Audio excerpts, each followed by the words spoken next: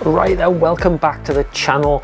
Now, if you remember, on one of the last videos we were working back on our 2010 Vauxhall Corsa because it wasn't doing too good. It did have a bit of a problem with its spark plugs and coil pack. We changed that, but we did still have a fault, which was coolant temperature sensor.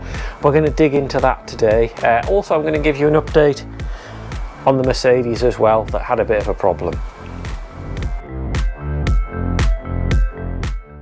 Well, before getting into it, you remember the Mercedes A-Class that was rattling away. It wasn't very happy at all.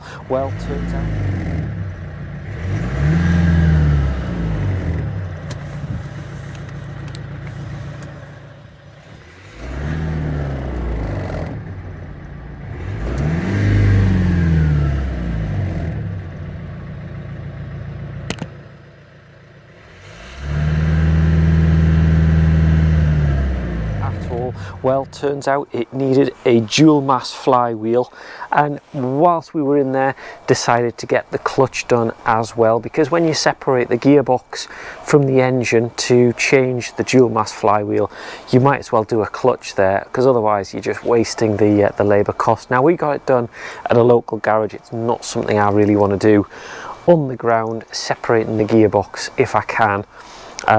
So we took it along to a local garage and they did a spot on job, got it done within the day. Not too bad a price as well, under the £1,000 mark, which I think is quite impressive actually. So spot on to that local garage.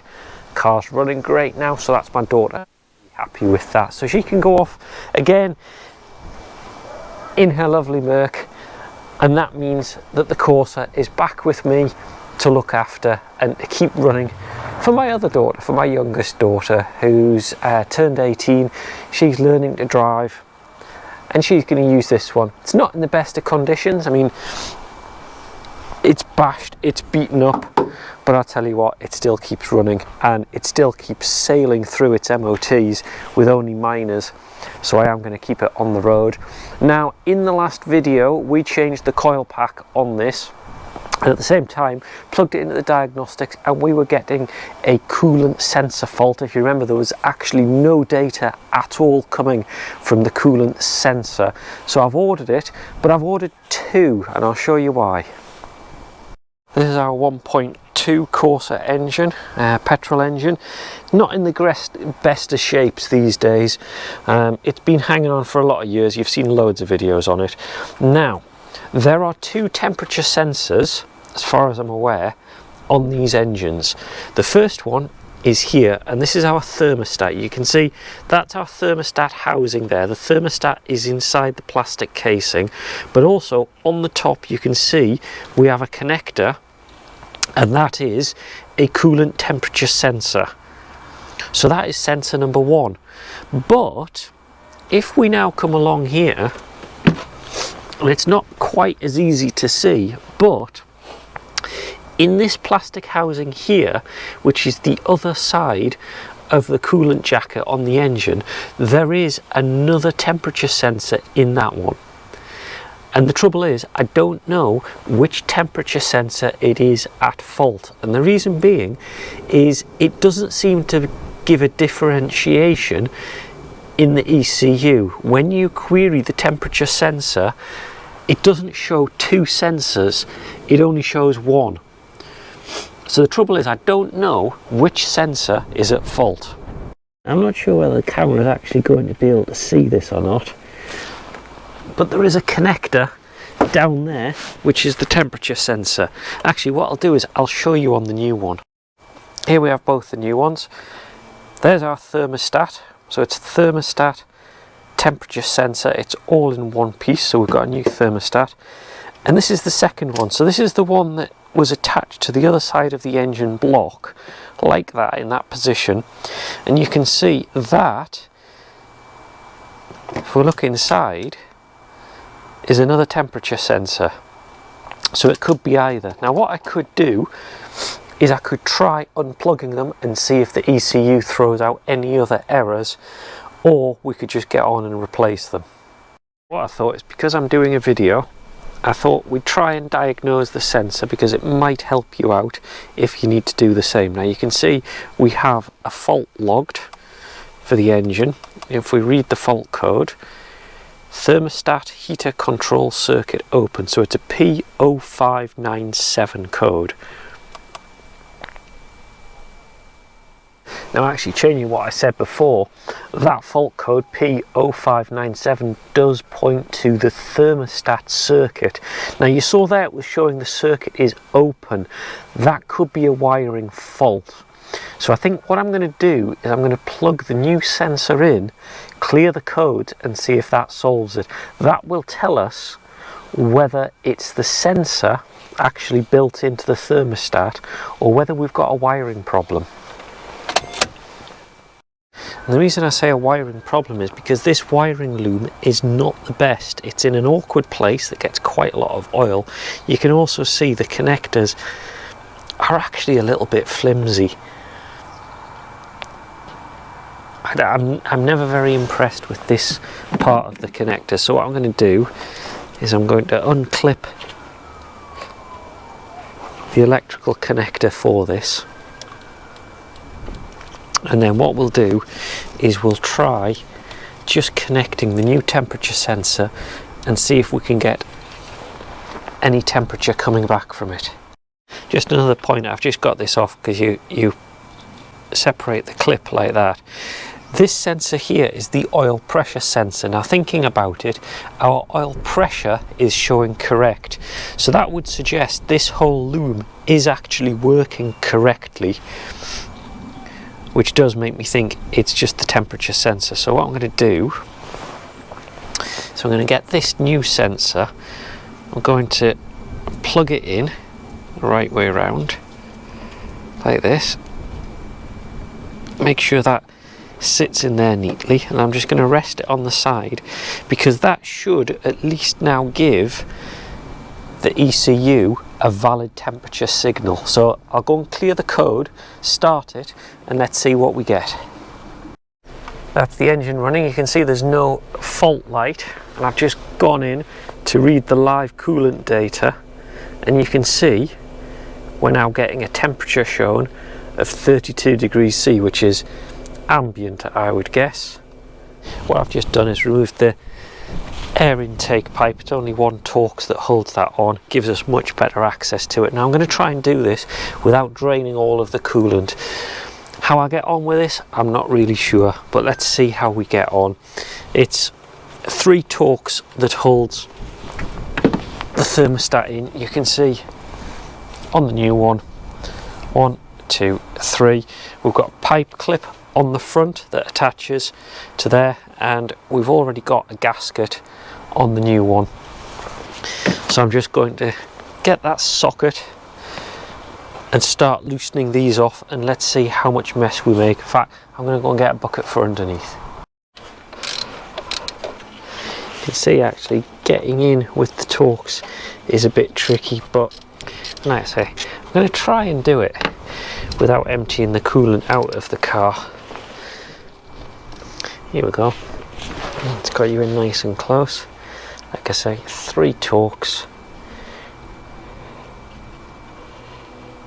They're not huge bolts either. Not too long either. So it really doesn't take too much doing. That one's loose as well. Nice and easy to get at on the Corsa.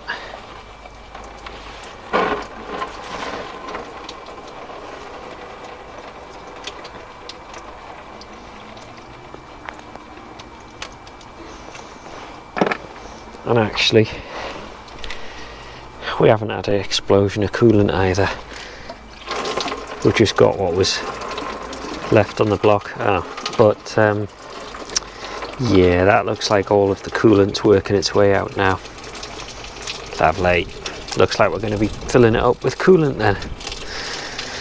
Let's get the thermostat replaced whilst that busy empties itself and drops my torch into it.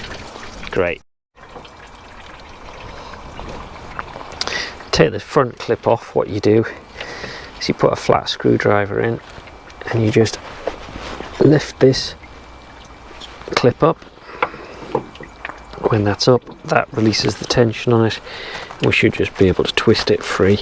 They're always really tight, but we should just be able to keep.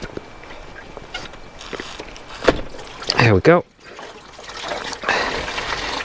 And now we're definitely losing all of our coolant. So what I'm going to do is I'm going to quickly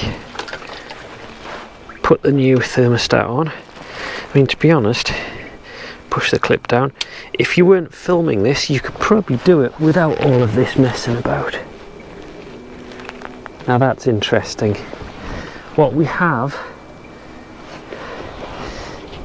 inside is gasket sealant. Now that's not good. That's probably from one of my previous water pump repairs. And obviously that kicking about in the coolant system isn't great.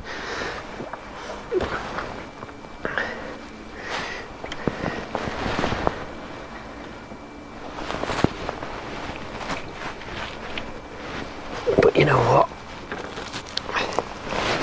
Like I keep saying with this Corsa, it's kind of only got to hang on a little bit longer.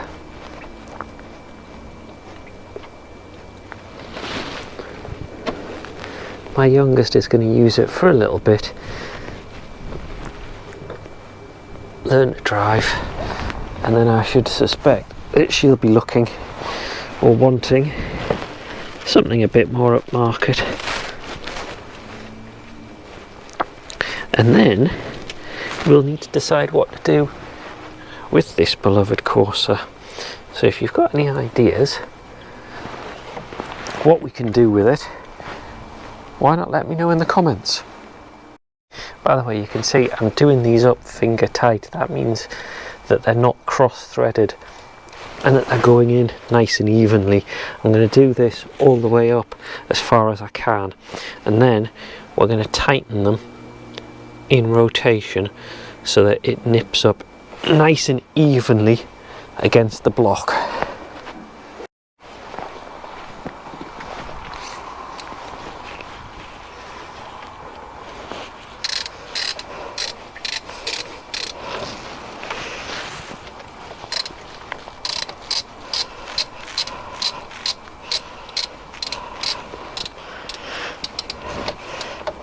You know, I've often wondered, the aircon on these Corsas seems to fail an awful lot, and we have problems with the compressor.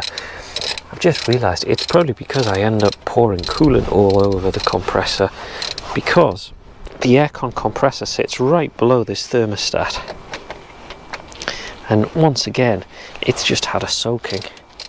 That's it nipped back up now. I've just done it hand tight plus a little bit. There will be a torque setting somewhere, but getting a Torx in there is going to be tricky, so I've just made sure it's tight. We'll check it for leaks, put the all-important connector back on. Actually, it does look like the connector's damaged, but we'll plug that one back on there like that. And now I'm going to get the coolant topped back up again, because we did lose a bit of coolant doing that.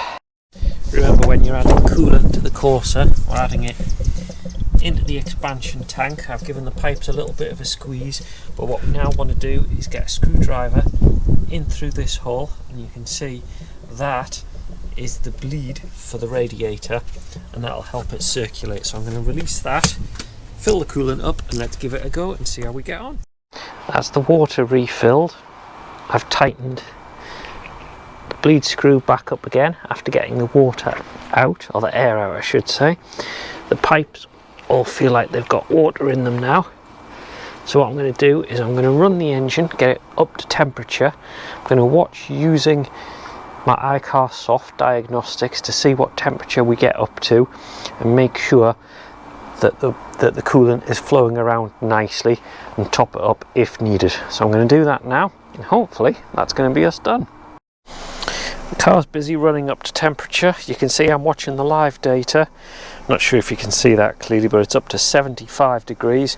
Now the thermostat on this is around about 1995, runs quite hot. But I'm running it like this just to get air out of the system, get it nice and up to temperature. And the good news is that the coolant fan is not constantly running, which it was doing before, which is an indication that you've got a problem with the temperature sensor. Now also, I did remember we've got 3 temperature sensors. We've got that one there on the thermostat, we've got the one on this end of the block, there is a third one there which is on the radiator as well. Now again, you don't get separate readings, so it's really difficult to diagnose which one of these is faulty. If you do know a way of checking each of those individually, do pop a comment down the bottom, that would be really useful to me. But otherwise, there we go, we've kept the Corsa running a little bit longer, and it's going to get through, well, teaching my youngest daughter how to drive. And it's going to be her first car, because let's face it, the bodywork's not in great condition, the car's not in great condition. It's an ideal first car for her to bash about in, go to uni in, and that kind of thing. So there we go. If you've got any comments, pop them down the bottom. Love to hear from you, especially if you know a way of telling the 3 temperature sensors apart on this car. The live data doesn't seem to do it.